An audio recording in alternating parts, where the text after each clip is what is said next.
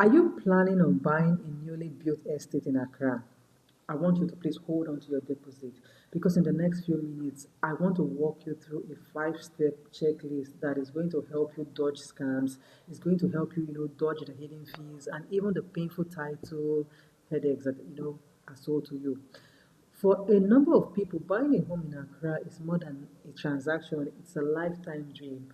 A lot of families actually picture themselves moving into a secure modern day, estate that has a paved road, it has a landscaped garden, and of course, they are greeted with friendly neighbors.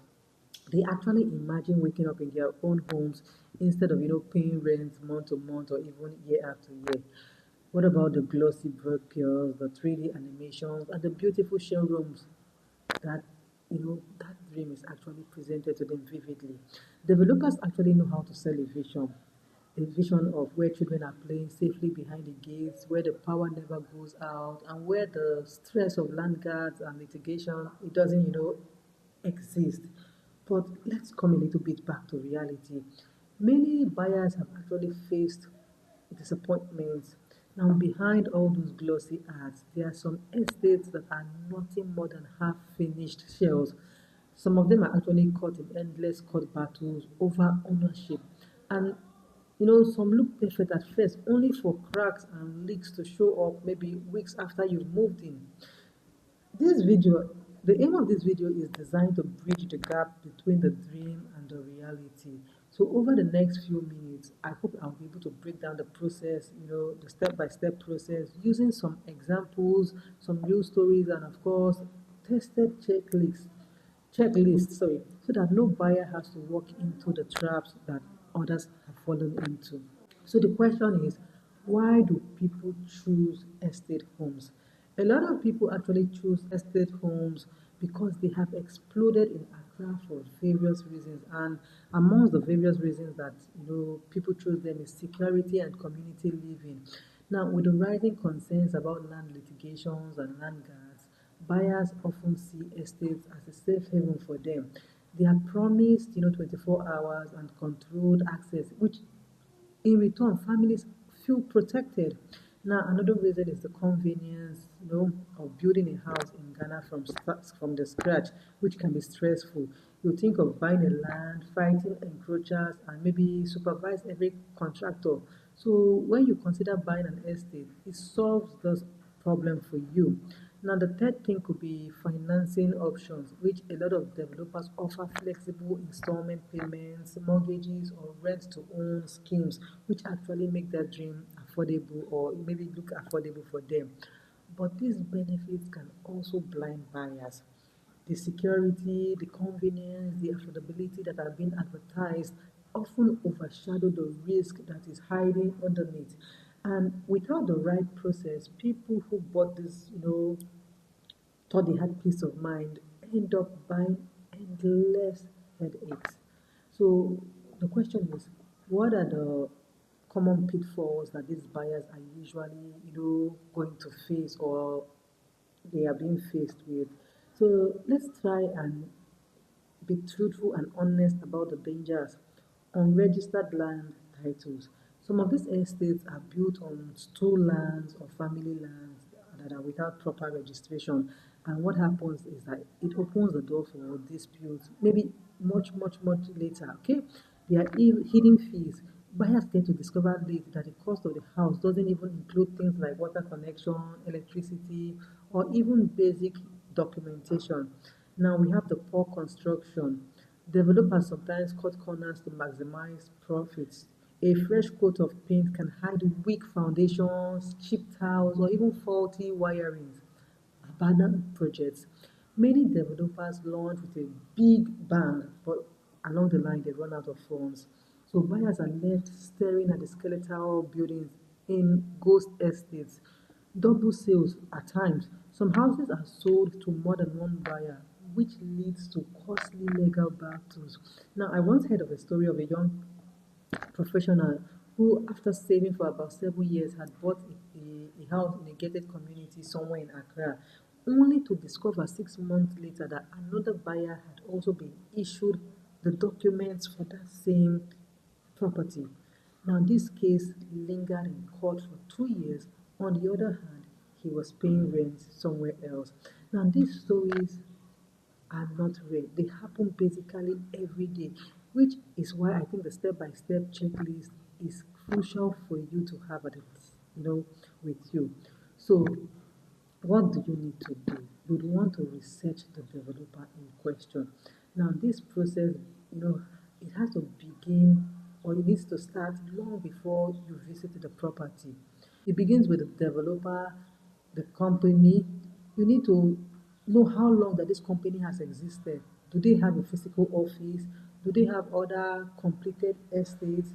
You need to check the reputation of the company by searching their names online. You need to ask, on forums. You need to join estate groups on Facebook. And of course, you have to listen to what people are saying. You need to be aware of previous projects which you want to visit. You want to speak to residents and ask if their houses were delivered to them on time and if the quality actually matched what they were promised, and did they get after sales support. Now, one story that I heard of was one developer in Accra who advertised in luxury townhouses with solar panels. Now, buyers didn't check the developer's history, only to discover later that this same developer had abandoned a project in another area in Accra.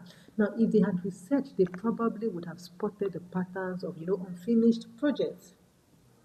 So the first step saves the buyers from sinking money into promises. Now, the second step that you would want to embark on is you want to inspect the property.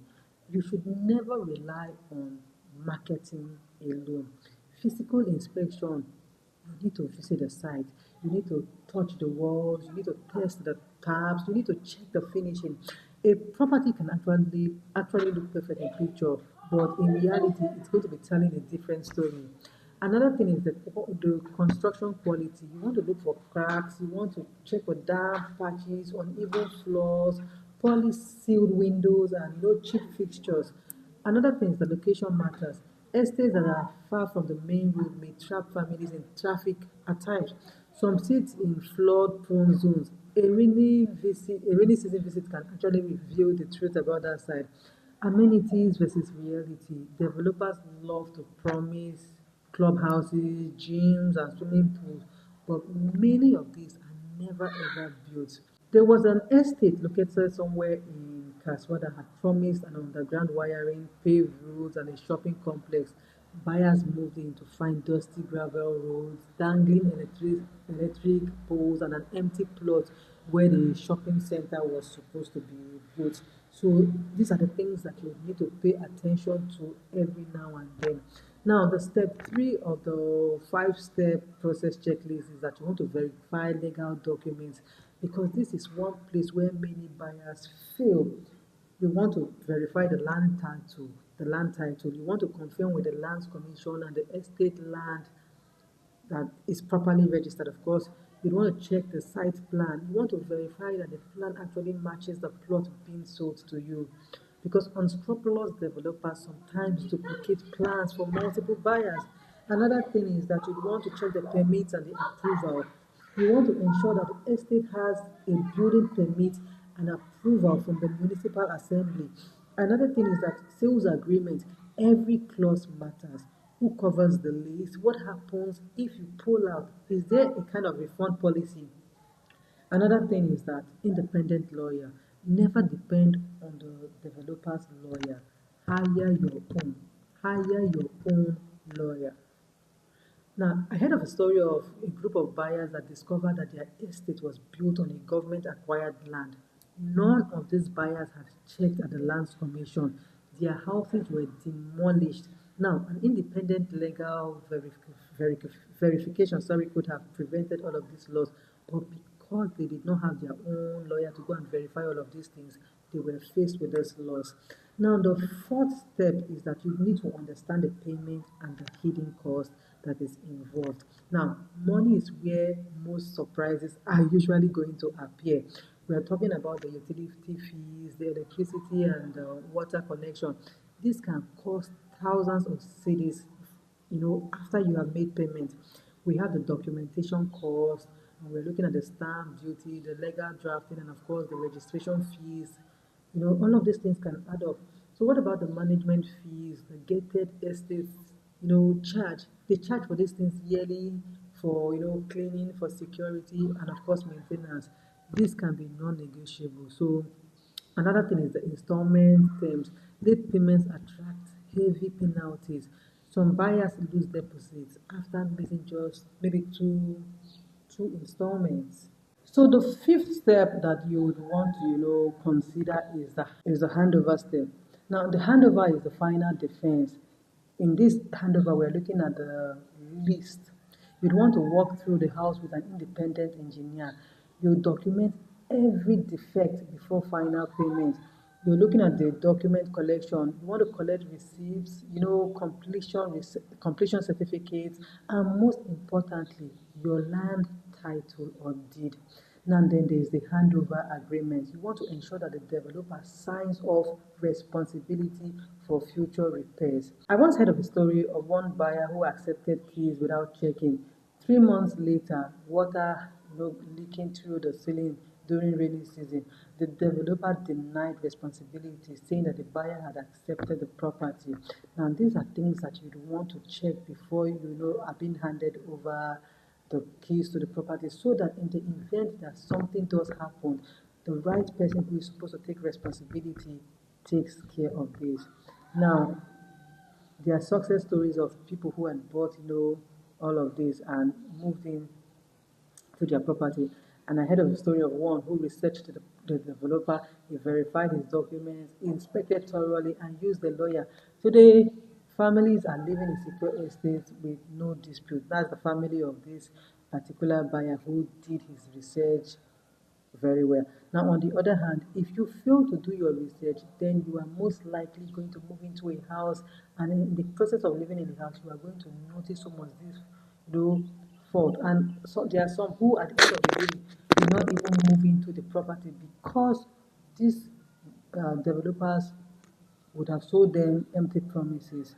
So, guys, to recap on basically everything that I have said, you'd want to research the developer, you would want to inspect the property, you want to verify the legal documents, and number four, you want to understand the payments and the hidden fees.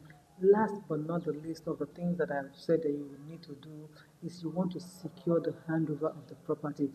So, guys, your dream home should be a place of peace and, of course, not pain for you.